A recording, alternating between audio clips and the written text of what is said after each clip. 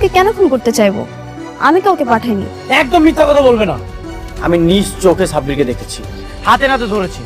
তুমি যদি সাব্বিরকে পারমিশন না দাও তাহলে সাব্বিরের কাছে কেন করলো, কিভাবে করলো? সাব্বির? হ্যাঁ সাব্বির। তোমাকে একটা কথা ক্লিয়ার করে বলে রাখি, যদি মারতেই হয় সামনাসামনি আমাকে এখানে গুলি করো, পিছন থেকে মেঘলাকে খুন করার চেষ্টা করো না, তাহলে কিন্তু খুব খারাপ হয়ে যাবে।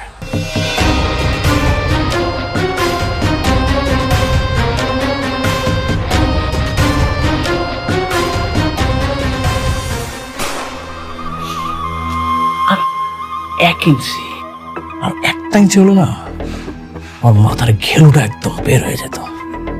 আমি না বাবাজি একটা জিনিস কিছুতেই বুঝতেছি না, তুমি ওই 1 ইঞ্চি মেঘলারে কেন গুলি করতে যাইতেছো? তুমি অনেকটা গুলি করো, তাহলে তো সব শেষ হয়ে যায়। আরে আপনারা দেখি বুঝেন না কেন? মেঘলা যে আপনাকে এই বাসার থেকে বের করে দিয়েছিল সেটা মনে নেই? আর এই বাসা এখন শালিমা গ্রুপ অফ ইন্ডাস্ট্রিজের নামে লেখা। মেঘলা যদি বেঁচে থাকে তাহলে যে কোনো সময় আমাদেরকে ঘাত ধাক্কা দিয়ে বের করে দিবে। এই হয়, এইটাও বুঝেন না আপনারা?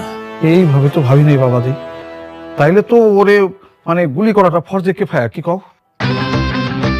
হ্যাঁ, ওকে মেরে ফেলেন, না হলে আমাদের রাস্তা রাস্তায় ভিক্ষা করতে হবে। মারবো, অবশ্যই মারবো। একবার না পারিলে দেখো শতবার। আপনার বড়লোক বউ লোক পাঠাইছে আমার দুনিয়া থেকে সরায় ফেলার জন্য।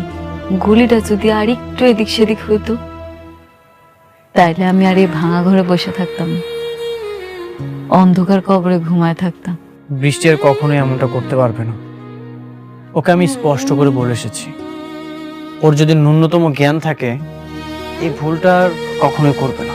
বৃষ্টি আমার এত ঘৃণা করে কেন বলতে পারবেন? আমি আর কি ক্ষতি করছি?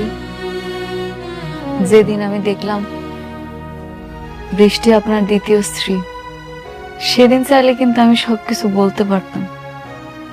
আমি কিচ্ছু বলি নাই, আমার বুকের ভিতর পাথর দিয়া সব সহ্য করে নিছি। আপনারা আমার কাছ থেকে কায়রা নিছেন,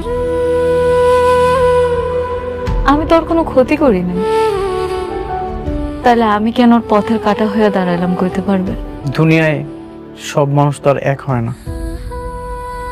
কারো মনে থাকে ভালোবাসা আর কারো মনে থাকে জেদ আর অহংকার। আপনি ঠিকই কইছেন, অহংকার।